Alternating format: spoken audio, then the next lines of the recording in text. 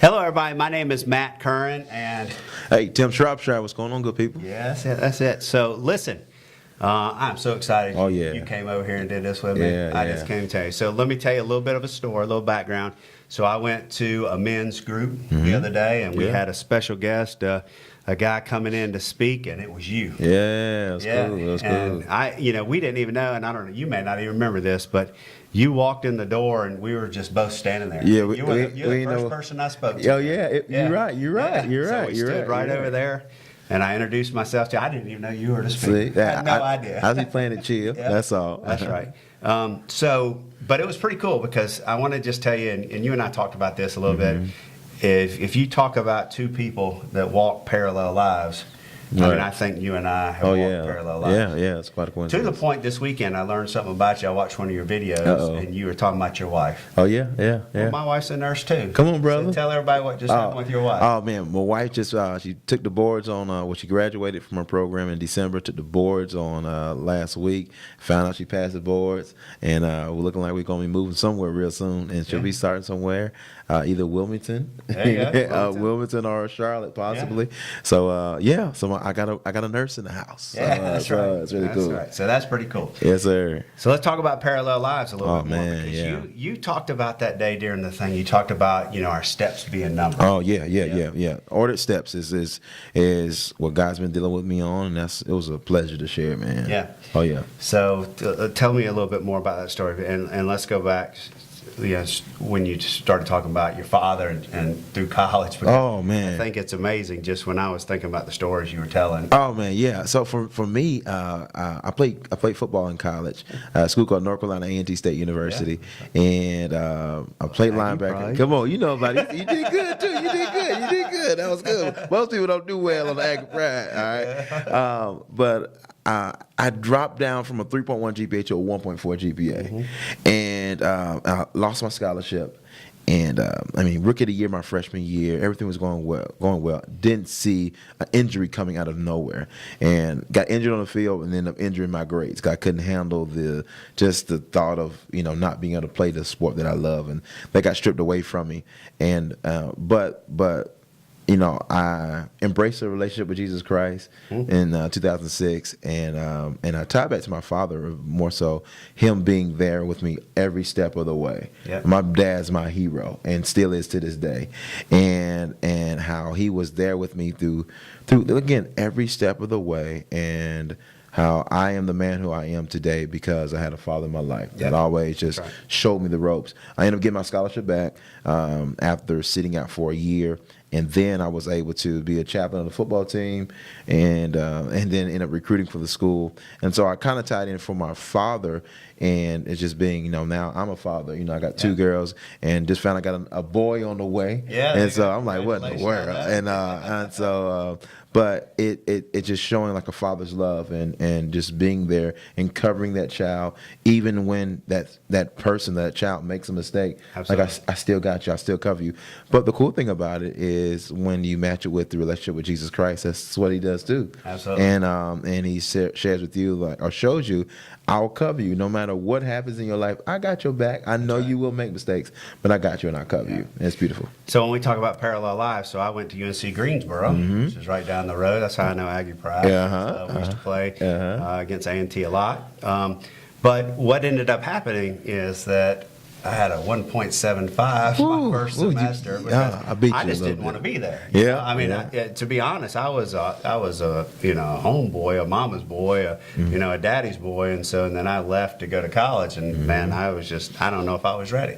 So I got 3 C's and a D. Got put on academic probation. You know this, being a D1 athlete, man, I'm sitting myself in study hall every night. To regain Yes, sir. It's a job. People don't know how much of a job it is. So I'm in study hall every night. Oh, you brought back memories. You said study hall. But I ended up regaining it and going through that process. But I give my dad a lot of credit because he was right there the whole time. And he said, "Hey, you got your choice, man. You can get this up, you can get it right, or we can just go ahead and go join the military right now." Yeah, that's real. Your dad being in the military. 21 years Army. Yep. Yeah, you probably got the same speed. Yeah, and Mom was saying with Mom was special forces. She was civilian, but she was special forces 30 years. So she said, "Yeah, we got a place for you if you want." Yeah, So man, that's what my dad did. Yes, sir.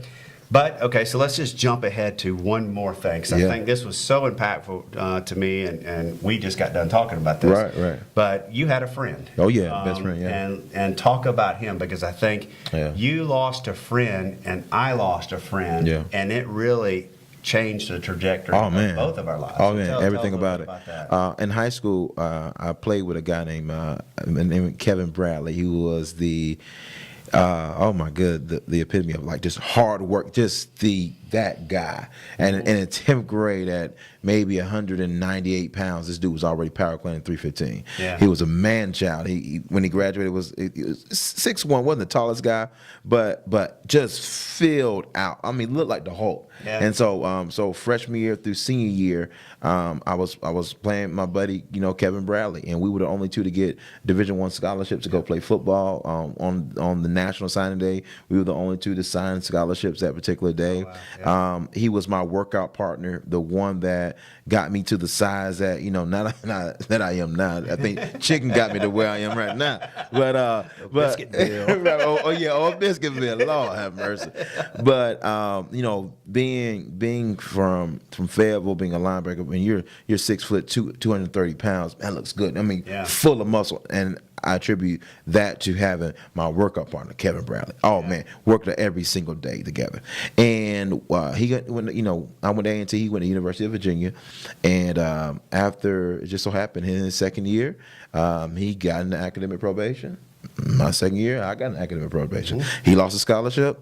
I lost my scholarship. Yeah. And but I was fortunate to have some people in my life that directed me into church. Yeah. I had a church background, but they directed me into the church route, and I just embraced a deep relationship with Christ, and that was a game changer for me.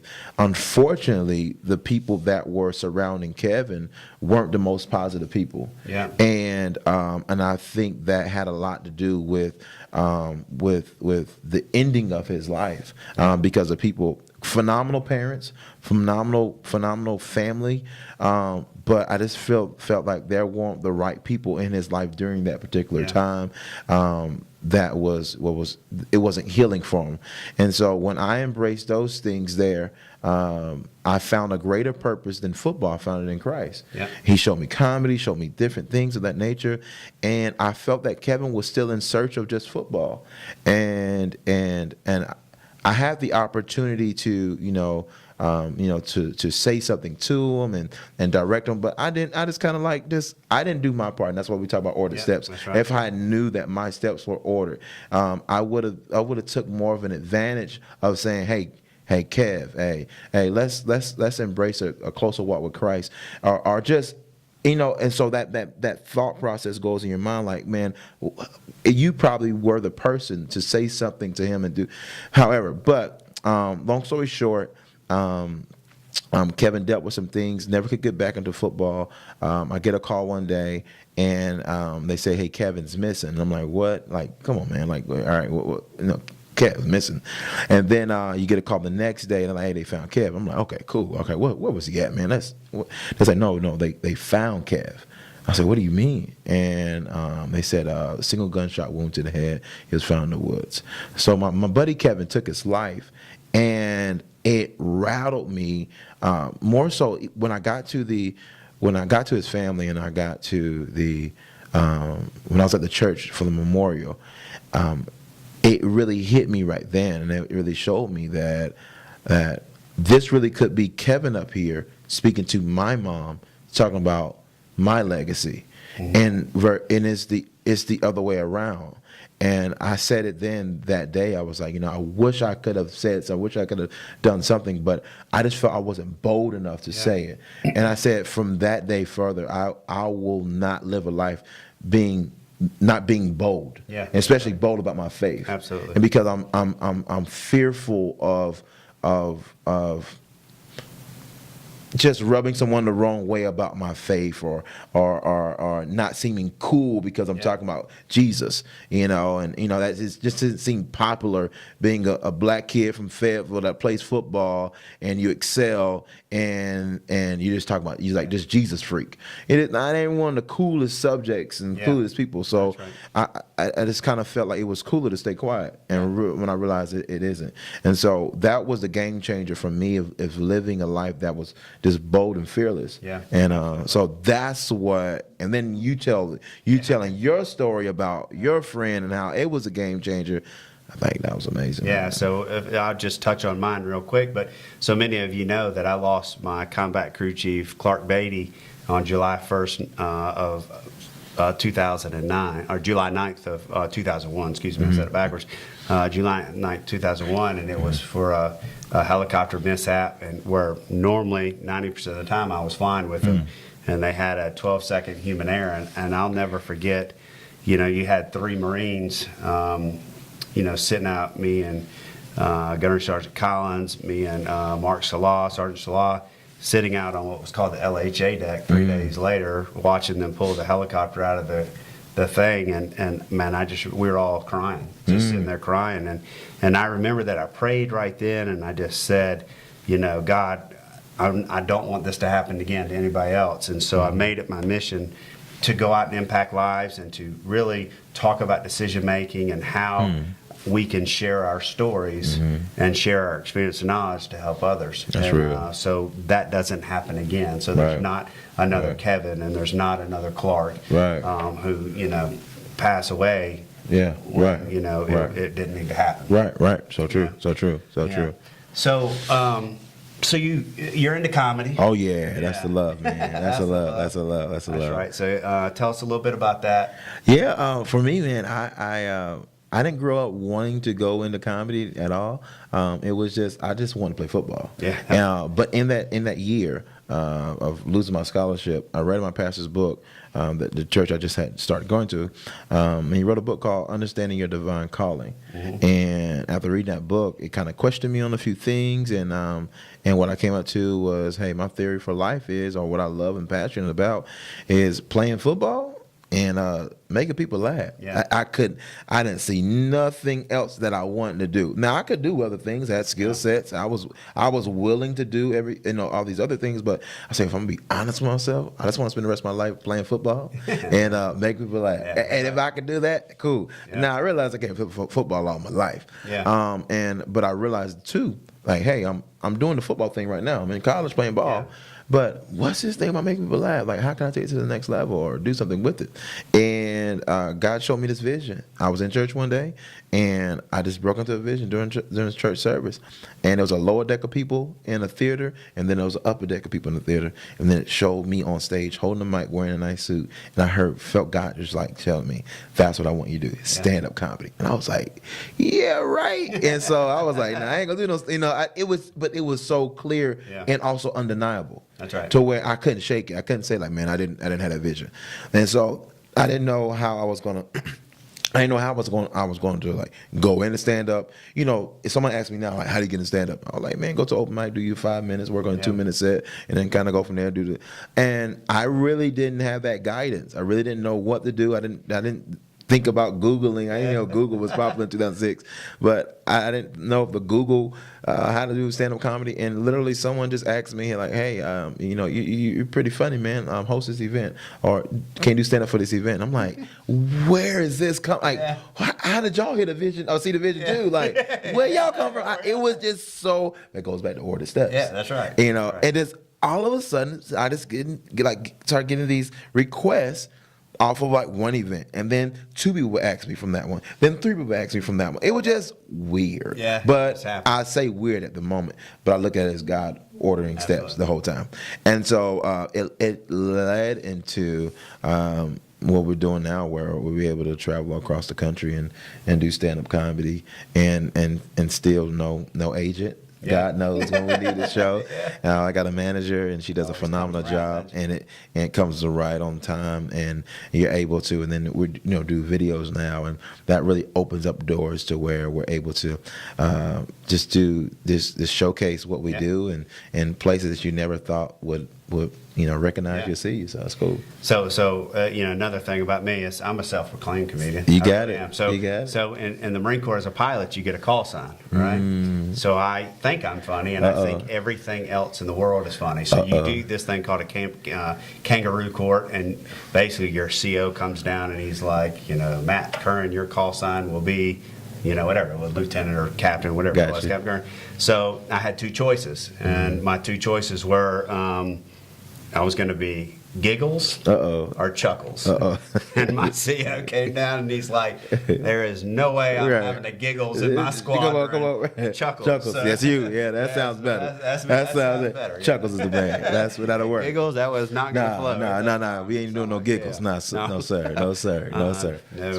Yeah, so that's it. I like to think I'm a comedian. But, okay, so I am, man. Come on now. It's all good. I do. I go in and when I speak and I talk about it, I have all my punchlines ready.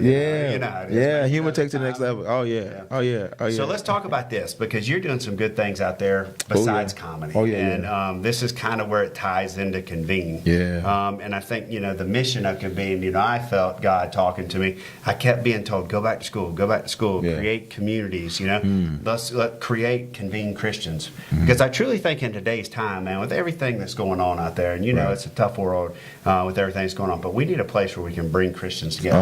Oh man! When you're talking about Convene Christians, that's it. Where can we go in? I just wrote an experience the other day. Is that about we should not be ashamed to be Christians. No, you gotta talk and scream from the top of the mountain that you're a Christian. Right. And so I wrote that experience the other day, but. Where's the place though that we can bring Christians together, and that's what we created. But I want you to talk about some of the stuff you're doing with youth, and that you're going to expand, and hopefully we can bring that into Convene, to expand that mission that you're doing, because you're a comedian, but you're not just that. You're making a big impact. People always say, what's your passion? And honestly, comedy is something that I just do naturally, but at the same time, I love empowering people. And I was talking to a young guy. He was probably maybe like 15 or so. It was at the end of a show, and he said, "Man, why do you love doing this, like this comedy thing?" And I was like, "The reason why I love doing it for moments like this, this talking with you and hearing your story and seeing how I can help you get you to where you are." And he was like, "Whoa!" And I was like, "Man, I love it. I love the after show. I love the fact that where I could, that's a cool name too, where we could."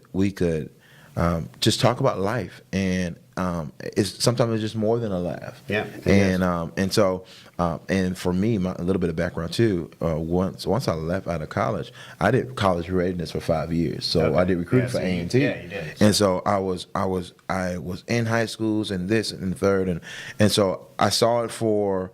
It's an avenue where, man, these young people need.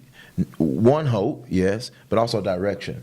And I think the cool thing about Convene is a lot of times you meet and empower so many people, and you're like, man, I don't want Twitter or Facebook to be the only way that I got to look through the messages to figure out, did that person send me a message back? I would love if I could be able to create a community of people, or since you're talking to one, and because you go to so much territory, or through so much territory, I would love if I could be able to talk with those 10 guys that I was talking to in New York. Those 12 young ladies I was talking to in Kansas City, or the families I was working with.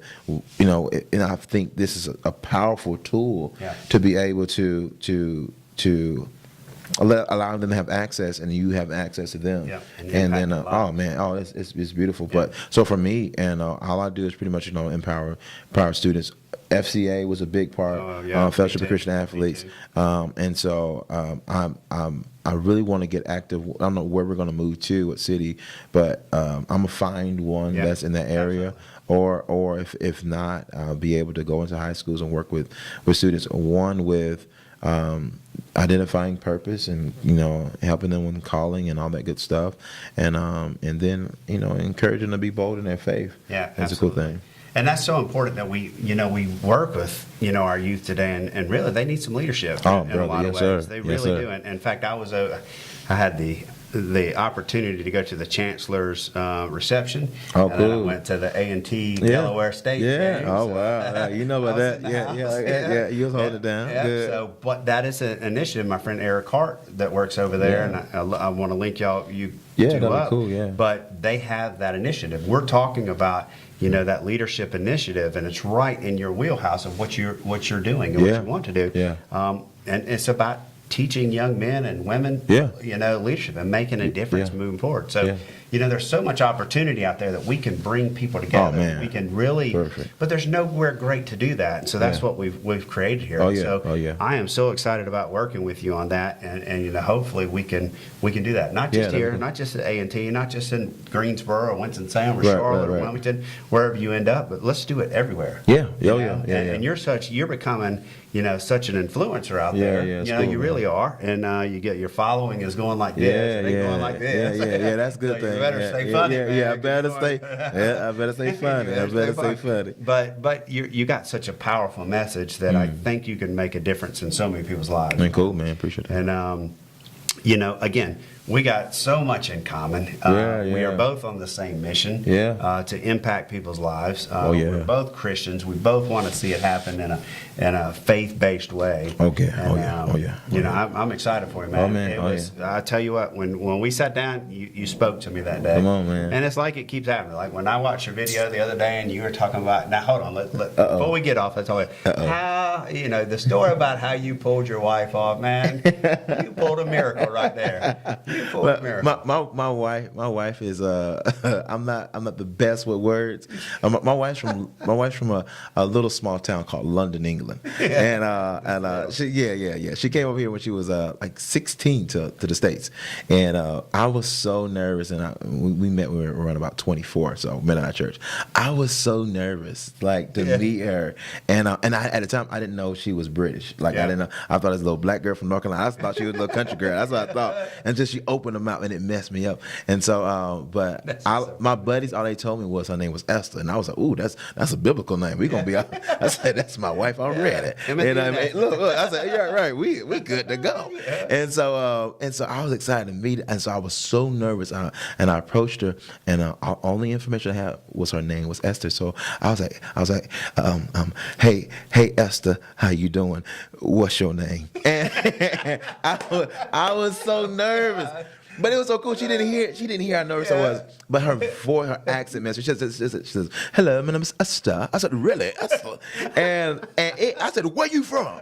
And I forgot all about being cool at the moment. Yeah. And my last name is Shropshire. Yeah. And so I knew it was in the UK somewhere in England, and like a country or town over there in near London. So I asked her. I was like, I said, "Can you tell me a little bit more?" I tried to change the subject. Yeah. I said, "Can you tell me a little bit more about Shropshire, since you from London?" She said, "Oh, Shropshire." I said, "Shropshire is just 2 hours north from where I live." And I changed my accent. I was like, "Oh, really?"